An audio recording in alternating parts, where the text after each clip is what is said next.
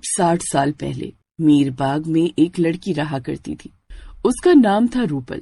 रूपल बहुत गोरी थी, इसलिए उसका रिश्ता रतनगढ़ में एक पुरानी कोठी थी उसी में तय हुआ था रूपलाल के साथ। रूपल बहुत खुश होती है और जैसे ही वो गांव में पहुंची सबकी नजरों में आ गई। सब उसके बारे में बात करने लगे।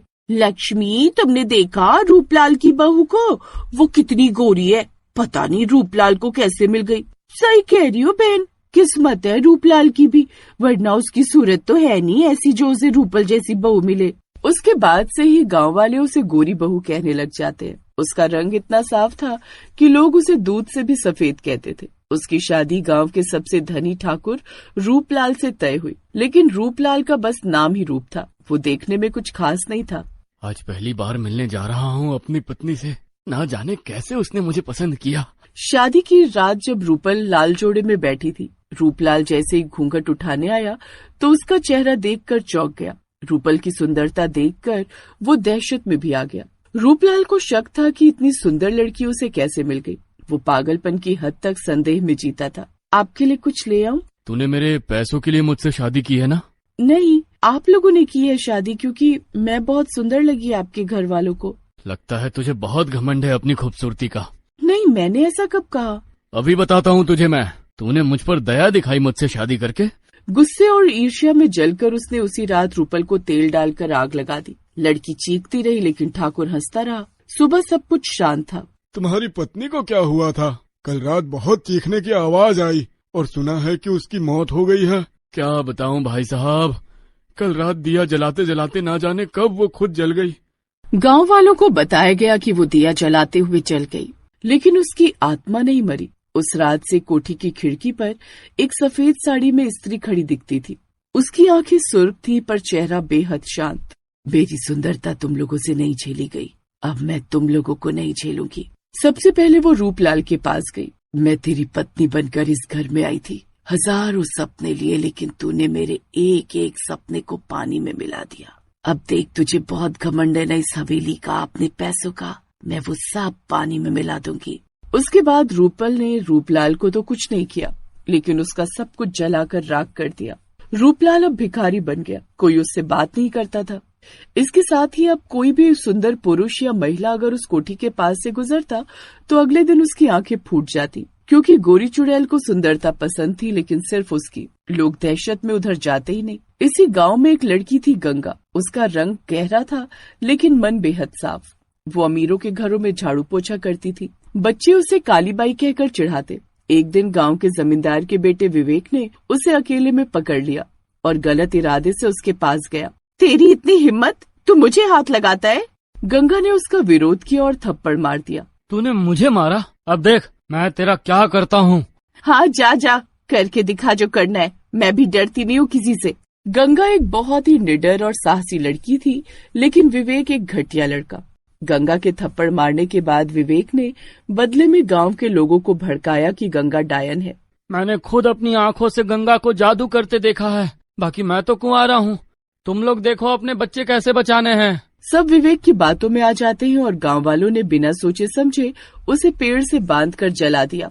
गंगा की चीखें हवा में गूंजती रहीं, लेकिन उसकी राख से निकली एक आत्मा, बाल बिखरे हुए और चेहरा कोयले जैसा काला था। तुम लोगों को शर्म नहीं आई इस पापी का साथ देते हुए?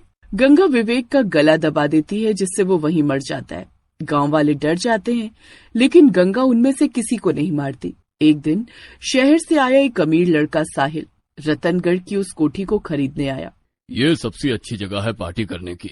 साथ ही साथ वो एक व्लॉगर भी था और इंडिया की भूतिया जगह नामक यूट्यूब चैनल चलाता था। वो सुंदर था, आधुनिक था और आत्मविश्वास से भरा था। गांव वालों ने उसे बहुत समझाया पर अच्छा, ऐसा भी है क्या? तब तो डबल मजा आएगा, पार्टी में भूत भी आ जाएंगे। वैसे आप लोगों को बता दूं, डर एक भावना है, सच्चाई नहीं। आप डरोगे, लोग और डराएंगे। चलिए मैं चलता हूँ पार्टी की तैयारी करने। आप लोगों में से जिसको भी आना हो आ सकता है। फंसेगा तो रोएगा, हमारा काम था समझाना, हमने समझा दिया। साहिल वहाँ से जा चुका होता है और उसने अपने दोस्तों संग एक पार्टी की योजना बनाई होती है। कितना तो मजा आ रहा है सबको, सब झूम रहे हैं। ये गांव वाले भी ना बस डराते रहे। साहिल भी दोस्तों के साथ मिलकर नाचने लगता है। लेकिन जैसे ही रात के 12 बजे एक सफेद परछाई धीरे धीरे सीढ़ियों से नीचे आने लगती है। ये और कोई नहीं, गोरी चुड़ैल होती है। गानों की आवाज सुनकर वो मुस्कुरा रही होती है। उसी पल दूसरी ओर अंधेरे की लहर सी उठती है और वो काली चुड़ैल होती है। उसकी आंखें गुस्से में जल रही होती हैं। दोनों ने एक ही लक्ष्य देखा होता है, जो कि होता है साहिल। गोरी चुड़ैल साहिल के पास पहुंची और बोली, तेरा चेहरा मेरी जैसी सुंदरता का प्रतिबिंब है। आ, हमेशा के लिए मेरे साथ चल। तेरा मेरे साथ ही रहना ठीक रहेगा। यहाँ सुंदरता की कदर किसी को नहीं है। चल आजा। साहिल बहुत डर जाता है और एकदम हक्का बक्का होकर उसे देखने लगता है कि तभी अंधेरे में काली चुड़ैल प्रकट हो जाती है और अपनी डरावनी मुस्कान के साथ बोलती है, नहीं, इसका अंत मेरी छाया में होगा। सुंदरता ने मुझे मारा था, अब मैं उसे नष्ट कर दूंगी। तेरा खात्मा मेरे हाथों ही लिखा है साहिल। अब तेरा अंतिम समय आ चुका है। तुझे मुझसे कोई नहीं बचा सकता। लेकिन ये बात गोरी चुड़ैल को पसंद नहीं आती है। दूर रहे इससे, ये मेरा शिकार है। चली जा यहाँ से। इसको मिटाने से पहले तुझे मुझे मिटाना होगा। दोनों के बीच शुरू हो जाता है एक भयानक संग्राम। वहाँ खड़े लोग भी अब नाचना बंद करके इन्हें देखने लगते हैं। सारी जगह की लाइट्स फट गईं, कैमरे गिर पड़े। साहिल बेहोश हो गया। जब वो जागा, वो कोठी की छत पर पड़ा था। लड़ाई अब भी चल रही थी, लेकिन समझ नहीं आ रहा था कि आखिर कौन जीतेगा। तेरा चेहरा मुझे चाहिए। तू रहेगा, पर मेरे जैसे सफेद लिबास में, हमेशा के लिए। तभी बहुत भयानक तरीके से काली चुड़ैल चीखी, तेरा उजाला मुझे नष्ट नहीं कर सकता, क्योंकि मैं बदले की आग हूँ और तू बस सफेदी की दुकान। लेकिन आज यहाँ साहिल से पहले कोई मरेगा तो वो तू होगी, गोरी चुड़ैल। छोड़ दे साहिल को। एक बार फिर दोनों के बीच एक युद्ध हुआ, लेकिन इस बार ऐसा विस्फोट हुआ जैसे बिजली गिर पड़ी हो। उसके साथ ही और बहुत धमाके की आवाज आई। सब देखकर चौंक भी रहे थे, लेकिन साथ ही साथ पूरा गांव उस रात कांप रहा था। मैं कभी तेरे शिकार के बीच में नहीं आई, लेकिन ये मेरा शिकार है। उसको मारने का हक बस मेरे पास है। और किसने दिया ये हक तुझे? ये मेरा बदला है, जो शायद उसको मारकर मेरी आत्मा मुक्त हो जाए। ऐसे कोई नहीं जीत पाएगा। मेरी बात मान और छोड़ दे साहिल को। अब बात आगे पहुंच चुकी थी। दोनों चुड़ैल कोठी से बाहर निकल चुकी थी और अंत में दोनों एक दूसरे को खींचते हुए घाटी तक ले गई। ऐसा माना जाता था इस घाटी में आत्मा शुद्ध होती है, लेकिन उन दोनों को इस बात का अंदाजा नहीं था। दोनों लड़ते हुए उसी घाटी में समा गई। एक सफेद चमक और एक काली परछाई एक दूसरे में समा गई। सांझ की सीमा ध्वस्त हो गई। मुझे माफ कर दो गांव वालों, मैंने तुम्हारी बात को मजाक में लिया। आज मैं अपनी भूल से मर भी सकता था।